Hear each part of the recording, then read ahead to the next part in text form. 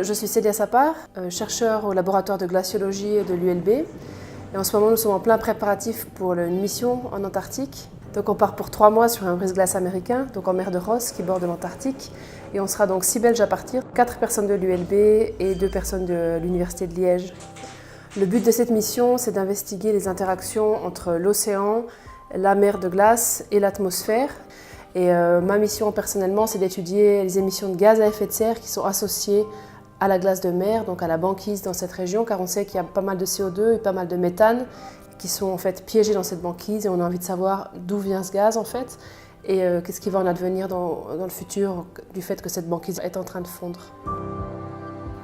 Une mission comme ça a beaucoup de temps à se préparer. Ça fait à peu près 1 an qu'on est en train de trier le matériel, de faire des listes de matériel et de tout empaqueter. Et notre matériel est parti il y a à peu près 2 mois maintenant pour la Nouvelle-Zélande en cargo, et on va le retrouver dès qu'on arrive sur place.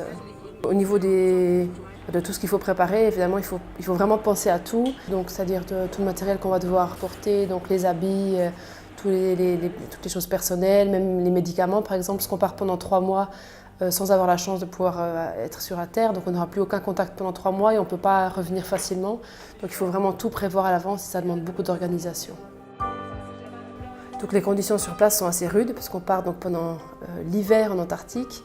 Donc il y aura des très forts vents, il y aura jusqu'à 100 km/h, il y aura des températures très basses, jusqu'à moins 30, peut-être moins 40 degrés. Donc on va faire du carottage sur la glace, donc on va devoir supporter ces températures basses.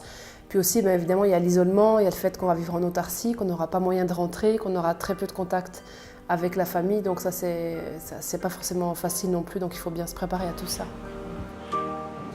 Et une chose qui est aussi importante, c'est quand on part sur le terrain, et du fait justement qu'on est assez isolé, donc on ne peut pas vraiment communiquer. Donc c'est assez important de pouvoir faire de la communication autre. Et personnellement, c'est pour ça aussi que j'ai décidé de faire un blog. Ça permet aux gens de suivre ce qu'on fait, et quand on rentre, c'est un petit peu moins difficile de gérer le retour, parce que les gens se rendent compte de ce qu'on a vécu, et du coup, personnellement, en tout cas, je trouve que c'est plus facile.